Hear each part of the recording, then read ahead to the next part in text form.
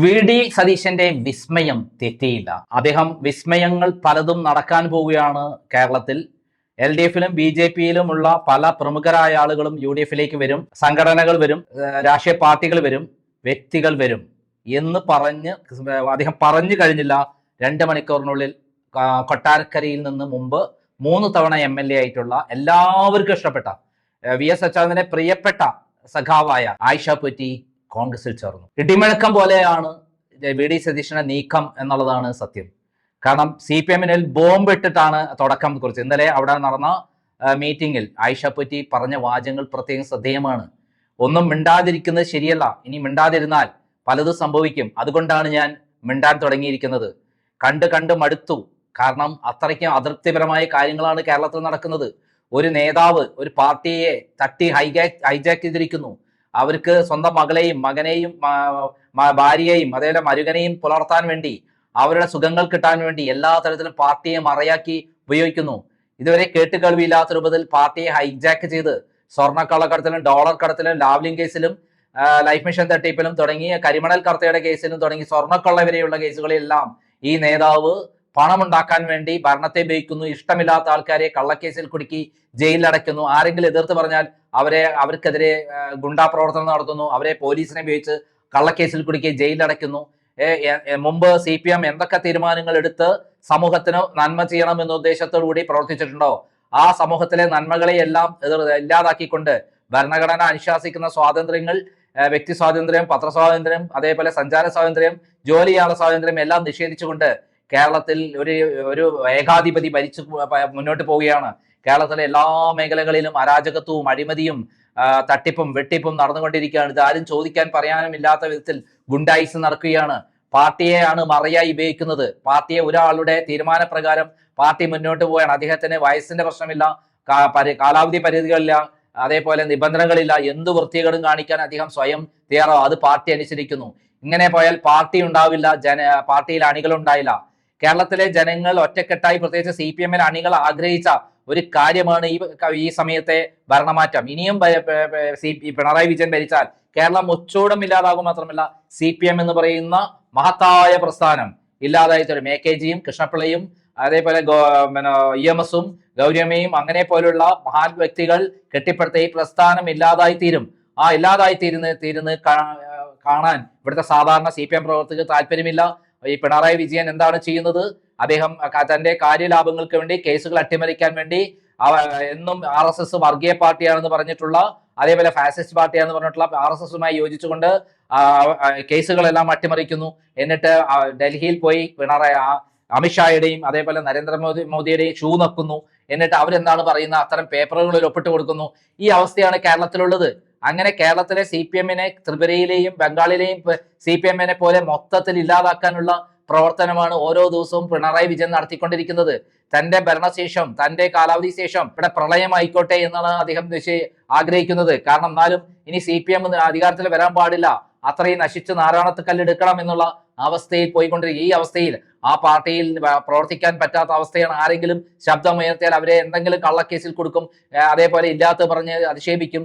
കണ്ടില്ലേ, കണ്ണൂരില് സ്വന്തം മകളെ P. ശശി പീഡിപ്പിച്ചപ്പോൾ അദ്ദേഹത്തെ MLA സ്ഥാനം നിഷേധിച്ചു. അദ്ദേഹത്തിന് എല്ലാ തരത്തിലും അധിക്ഷേപിച്ചു. അദ്ദേഹം അവസാനം രോഗിയായി. എന്നെ രോഗിയാക്കിയത് പാർട്ടിയാണെന്ന് പറയേണ്ട ഗതികേടിലേക്ക് വന്നു ആ MLA-ക്ക്. അതേപോലുള്ള ഒരു അവസ്ഥ ഇനി ആർക്കും ഉണ്ടാവരുത് എന്ന് മനസ്സിലാക്കിക്കൊണ്ട് തന്നെയാണ് CPM-ലെ പ്രമുഖരായ പല നേതാക്കന്മാരും അണികളും ലക്ഷക്കണക്കിനായ അണികളും UDF-ലേക്ക് ഇത്തവണ UDF വിജയിക്കണമെന്ന ആഗ്രഹത്തോടെ മുന്നോട്ട് വരുന്നത്. മാത്രമല്ല BJP-യിലെ അണികൾ പോലും ഈ പറയുന്ന BJP പിണറായി വിജയൻ കൂട്ടുകെട്ട് വേണ്ട, പിണറായി വിജയനെ വെച്ചുകൊണ്ടുള്ള ഭരണം വേണ്ട, പിണറായി വിജയൻ അവസാനിക്കണം, ഇനിയും പിണറായി വിജയൻ വരികയാണെങ്കിൽ അത് ഇവിടെ സർവനാശമായിരിക്കും. കാരണം അതുകൊണ്ട് BJP-യിലെ അണികളും കോൺഗ്രസിലെ CPM-ലെ അണികളും CPI-ലെ അണികളും എല്ലാവരും മൊത്തം ജനങ്ങൾ ആഗ്രഹിക്കുന്ന പിണറായി വിജയൻ മാറണമെന്നാണ്. ഭരണവിരുദ്ധ വികാരം ആഞ്ഞടിക്കുകയാണ്. സ്വർണ്ണക്കൊള്ള, ശബരിമലയിലെ കൊള്ളകൾ ഓരോ ദിവസം പുറത്തു വരുമ്പോൾ അയ്യപ്പനും ഭഗവാനും പണി കൊടുത്തുകൊണ്ടിരിക്കുകയാണ്. അങ്ങനെ എല്ലാ മേഖലകളിലും സർവനാശം ഉണ്ടാക്കിക്കൊണ്ടിരിക്കുമ്പോൾ, അതേപോലെ വർഗീയ ധ്രുവീകരണം ഉണ്ടാക്കാൻ വെള്ളാപ്പള്ളിയെ പോലെ ഒരു നേതാവിനെയും കൊണ്ട് നടക്കുന്ന പിണറായി വിജയനെ കൂടെ ജീവിക്കുന്നതിന് പകരം പ്രവർത്തിക്കുന്നതിന് പകരം ആത്മഹത്യ ചെയ്യുന്നതാണ് നല്ലത് എന്നുള്ളത് മനസ്സിലാക്കണം. ആശ പൊറ്റി ഇന്നലെ കോൺഗ്രസിന്റെ രാപ്പകൽ സമരത്തിൽ പങ്കുചേർന്നുകൊണ്ട് വി.ഡി. സതീശൻ പറഞ്ഞ വിസ്മയം തീർത്തുകൊണ്ട് ആദ്യത്തെ ആളായി കോൺഗ്രസിൽ ചേർന്ന് കൊട്ടാരക്കരയിൽ മത്സരിക്കാൻ പോകുന്നത്. മുമ്പ് ബാലകൃഷ്ണപിള്ളയുടെ സർവാധിപത്യം തകർത്തുകൊണ്ട് കൊട്ടാരക്കര പിടിച്ചെടുത്തിട്ടുള്ള വ്യക്തി വൈഭവമുള്ള ഒരാളാണ് ആശാപറ്റി. എല്ലാവരോടും മാന്യമായി പെരുമാറും, ജനങ്ങൾക്ക് വേണ്ടി പ്രവർത്തിക്കും. അതുകൊണ്ട് തന്നെ ഓരോ തവണയും അവർ വെച്ചടി ഭൂരിപക്ഷം കൂട്ടി എന്നല്ലാതെ ഒരിക്കലും ഭൂരിപക്ഷം താഴേക്ക് പോയില്ല. അവരെ ആ നാട്ടുകാർ ആഗ്രഹിക്കുന്നു. പ്രത്യേകിച്ചും കേരളത്തെ മുച്ചൂട് നാശത്തിന് കാരണമായ ബാലഗോപാലിനെ തോൽപ്പിക്കേണ്ടത് കാലഘട്ടത്തിന് ആവശ്യമാണ്. അദ്ദേഹമാണ് കിഫ്ബി എന്നൊക്കെ പറഞ്ഞ് ഈ പദ്ധതികളിലെ കോടാനുകോടി രൂപ കടം വാങ്ങി കേരളത്തെ വലിയൊരു 6 ലക്ഷം കോടി കടക്കണിയിലേക്ക് കൊണ്ടെത്തിച്ചത്. 1 ലക്ഷം കോടി രൂപയായിരുന്നു മൊത്തത്തിൽ കേരളത്തിന് കടമുണ്ടായിരുന്നത് 2016 ഉമ്മൻചാണ്ടി ഗവൺമെന്റിൽ നിന്നും പിണറായി വിജയൻ ഏറ്റെടുക്കുമ്പോൾ. അങ്ങനെയുള്ള സ്ഥലത്തു നിന്നും കേരളത്തെ മുച്ചോട് നശിപ്പിക്കുന്നതിൽ പിണറായിയും തോമസ് ഐസക്കാണ് ആദ്യം യോജിച്ചതെങ്കിൽ രണ്ടാമത് ബാലഗോപാലനാണ് അതിന് തയ്യാറായത്. എന്തിന് പാവപ്പെട്ട ആശാവർക്കന്മാർക്ക് ഒരു 700 രൂപ ദിവസക്കൂലി കൊടുക്കാൻ പോലും തയ്യാറാകാത്ത, മനുഷ്യത്വമില്ലാത്ത മൃഗങ്ങളെ പോലെ പെരുമാറുന്ന ഇവരോടൊപ്പം എങ്ങനെ നിൽക്കാൻ പറ്റും ഇനി എന്നുള്ളത് കൃത്യമായി മനസ്സിലാക്കിക്കൊണ്ടാണ് ആശാപോറ്റി ഇന്നലെ CPM വിട്ട് കോൺഗ്രസിലെത്തിയത്. ഇത് മാത്രമല്ല വിസ്മയം, 2 വിസ്മയങ്ങൾ ഉടനെ സംഭവിക്കും. ഇടിമുഴക്കമാണ് വരാൻ പോകുന്നത്. ഭൂകമ്പം ഉണ്ടാകുന്ന ഇടിമുഴക്കം, കേരളത്തിലെ ഇളക്കി മറിക്കുന്ന രണ്ട് ഭൂകമ്പങ്ങളോട് വരാൻ പോവാണ്. അത് CPM-ന്റെ മുകളിൽ ബോംബിടാൻ പോവുകയാണ് വി.ഡി. സതീശൻ. 2 നേതാക്കന്മാർ ആരാണെന്ന് നിങ്ങൾക്കറിയാമോ? ഒന്ന് ആലപ്പുഴയിൽ നിന്നുള്ള നേതാവാണ്, ഒന്ന് കോട്ടയത്ത് നിന്നുള്ള നേതാവാണ്. 2 സമുന്നതരായ നേതാക്കന്മാരാണ്, ജനങ്ങളുടെ പിന്തുണയുള്ള നേതാവാണ്. ഒന്ന് നമുക്കറിയാം ജി സുധാകരനാണ്. ജി സുധാകരൻ എല്ലാ കാര്യങ്ങളും പറഞ്ഞു ഉറപ്പിച്ചു കഴിഞ്ഞു. CPM നേതാക്കന്മാർ അങ്ങോട്ട് കയറി ചെല്ലാൻ പറ്റാത്ത വിധത്തിൽ അദ്ദേഹത്തെ എല്ലാ തരത്തിലും പീഡിപ്പിച്ച് ഇല്ലാതാക്കാൻ, കള്ളക്കേസുകൾ കുടുക്കി അദ്ദേഹത്തെ അധിക്ഷേപിച്ച്, അദ്ദേഹത്തെ വ്യക്തിത്വത്തെ അധിക്ഷേപിച്ച് ഇല്ലാതാക്കാൻ ശ്രമിച്ചതിന്റെ പ്രത്യാഘാതമാണ് അദ്ദേഹം കോൺഗ്രസിലേക്ക് വരുന്നത്. എല്ലാ കാര്യങ്ങളും സംസാരിച്ച് തീരുമാനിച്ചു കഴിഞ്ഞു എന്നുള്ളതാണ് മനസ്സിലാക്കിയത്. അതേപോലെ തന്നെയാണ് സുരേഷ് കുറുപ്പ്. കോട്ടയത്ത് അടിയന്തരാവസ്ഥയ്ക്ക് ശേഷം നടന്ന ഇലക്ഷനിൽ ഒറ്റയ്ക്ക് നിന്ന് പോരാടി SFIയെ വിജയിപ്പിച്ച നേതാവാണ് സുരേഷ് കുറുപ്പ്.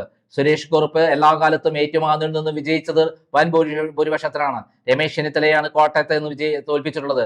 അങ്ങനെയുള്ള സുരേഷ് കുറുപ്പ് എന്നും വ്യക്തിപ്രഭാവമുള്ള, മനുഷ്യത്വമുള്ള, മനുഷ്യസ്നേഹമുള്ള, ജനങ്ങളോട് പ്രതിബദ്ധതയുള്ള നേതാവാണ്. അദ്ദേഹത്തിന് ഇവരുടെ 3 പേരും VS അച്യുതാനന്ദന്റെ കൂടെ നിന്നുള്ള ആൾക്കാരാണ്.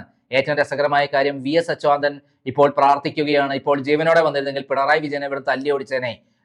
അദ്ദേഹത്തിന്റെ അനുയായികളെല്ലാം എന്തായാലും VS-ന്റെ ആഗ്രഹം VS-ന്റെ അനുയായികൾ നടപ്പിലാക്കുമെന്നുള്ള ഉറപ്പാണ്. അദ്ദേഹത്തിന്റെ മരണശേഷം നടന്ന വലിയ ജനക്കൂട്ടം അതിന് തെളിവായിരുന്നു. ആ ജനക്കൂട്ടം മുഴുവൻ, VS-നെ സ്നേഹിക്കുന്നവർ മുഴുവൻ പിണറായി എന്ന് പറയുന്ന ഏകാധിപതിയെ, ഭീകരനെ ഈ ഭരണത്തിൽ നിന്ന് ഓട്ടിക്കാൻ വേണ്ടി UDF-നോടൊപ്പം ചേർന്ന് വോട്ട് ചെയ്യുമെന്നുള്ള കാര്യം സംശയമില്ല.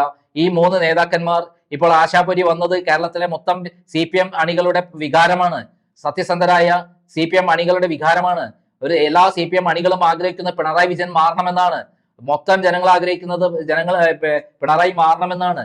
അത് തന്നെയാണ് ആശാപോറ്റിയും പറയുന്നത്. എന്തായാലും അടിമുഴക്കം CPM-നെ ഇല്ലാതെ തകർത്ത് തരിപ്പണമായി കളയും എന്നുള്ള കാര്യത്തിൽ സംശയമില്ല. നന്ദി, നമസ്കാരം.